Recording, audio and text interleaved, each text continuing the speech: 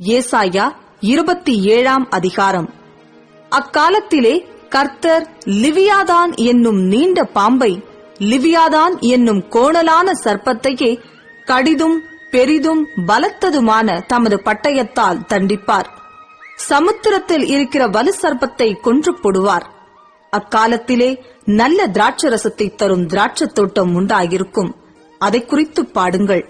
கர்த்தராகிய நான் அதை காப்பாற்றி அடிக்கடி அதற்கு தண்ணீர் பாய்ச்சி ஒருவரும் அதை சேதப்படுத்தாதபடிக்கு அதை இரவும் பகலும் காத்துக் கொள்வேன். உக்கிரம் என்னிடத்தில் இல்லை. முட்செடியையும் நெரிஞ்சிலையும் எனக்கு விரோதமாய் யுத்தத்தில் கொண்டு வருகிறவன் யார்? நான் அவைகள் மேல் வந்து அவைகளை ஏகமாய் கொளுத்தி விடுவேன். இல்லாவிட்டால் அவன் என் பெலனை பற்றிக் கொண்டு என்னோடே ஒப்புரவாகட்டும். அவன் என்னோடே ஒப்புரவாவான். யாக்கோபு வேர் பற்றி இஸ்ரவேல் பூத்து காய்த்து உலகத்தை பல நாள் நிரப்பும் நாட்கள் வரும். அவர் அவனை அடித்தவர்களை அடித்தது போல இவனை அடிக்கிறாரோ? அவர்கள் கொல்லப்படும் கொலையாய் இவன் கொல்லப்படுகிறானோ? தேவரீர் ஜனத்தை துரத்தி விடுகையில் மட்டாய் அதனோட வழக்காடுகிறீர். கொண்டல் காற்றடிக்கிற நாளிலே அவர் தம்முடைய கடுங்காற்றினால் அதை விலக்கி விடுகிறார். ஆகையால் அதனால் யாக்கோபின் அக்கிரமம் நிக்கிரகம் பண்ணப்படும்.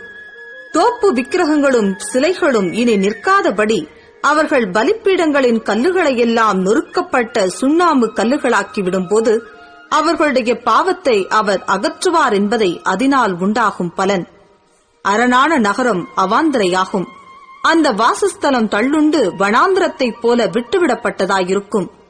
கன்றுக்குட்டிகள் அங்கே மேய்ந்து அங்கே படுத்துக்கொண்டு அதன் தழைகளை தின்னும். அதன் கொப்புகள் உலரும் போது ஒடிந்து போம். ஸ்திரீகள் வந்து அவைகளை கொளுத்து விடுவார்கள். அது உணர்வுள்ள ஜனம் அல்ல.